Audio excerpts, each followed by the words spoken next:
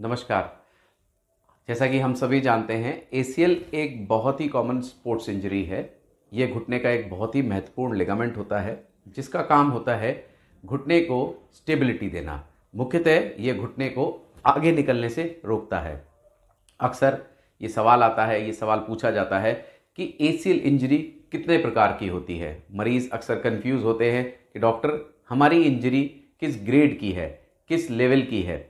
तो आज हम कुछ बेसिक चीज़ों के बारे में जानते हैं जिससे ये क्लैरिटी आती है कि एसीएल टियर कितने प्रकार के होते हैं, किस तरीके के होते हैं। तो जैसा इस चित्र में दिखाया गया है, एसीएल हमारे घुटने के अगले हिस्से में मौजूद एक लिगामेंट होता है जो कि एक थिक रोप की तरह होता है। यह टिबिया बोन के निचले हिस्से से लेके फीमर बोन के अंदरूनी हिस्से में जाके जुड़ता है। ये इस तरीके से एक ऑब्लिक किस्म का लिगामेंट होता है जो कि दो बंडल्स से बना हुआ होता है। ये दो बंडल इसके अंदर होने वाले फाइबर्स के ओरिएंटेशन के नाम पे एंटीरोमीडियल और पोस्टीरोलैटरल बंडल कहे जाते हैं। यह बंडल एक हिस्सा ऊपरी हिस्से पे जुड़ता है, वह दूसरा हिस्सा निचले हिस्से पे जुड़ता है। ये दोनों ही बंडल एक साथ काम करते हैं जिससे कि एसीएल घुटने को आगे निकलने से रोकता है, वह साथ ही घुटने में घुमाव ना आए यानी कि रोटेशनल स्टेबिलिटी बनी रहे उसके लिए काम करता है।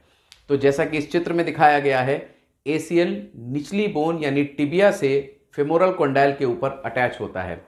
अगर हम देखें तो इसको हम 4 जोन में डिवाइड कर सकते हैं। जोन 1 होता है जो कि बिल्कुल ऊपरी हिस्सा होता है, यानी कि फेमोरल कॉन्डाइल पे जहां पे एसीएल अटैच है वह जोन 1 कहलाता है।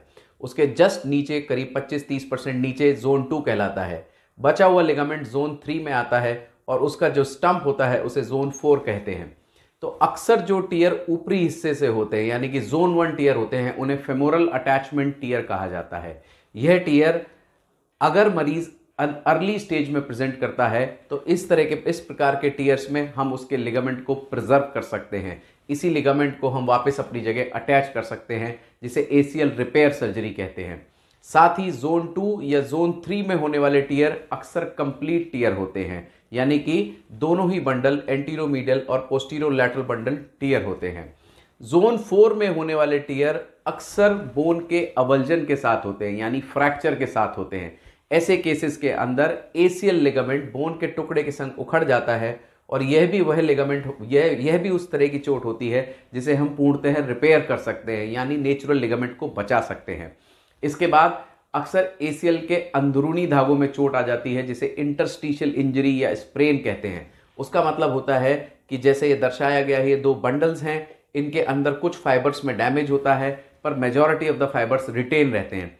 ऐसे पेशेंट्स अक्सर पेन की कंप्लेंट के साथ आते हैं और ये फ्रेश इंजरीज में यानी कि लेस देन 6 to 8 वीक्स या 3 मंथ्स इंजरी में पाया जाता है। इस तरह के पेशेंट्स कंजर्वेटिव ट्रीटमेंट जैसे कि फिजियोथेरेपी और मेडिसिन को काफ़ी अच्छा रेस्पॉन्ड करते हैं।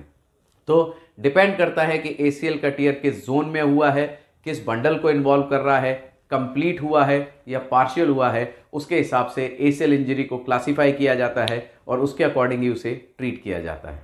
Thank you.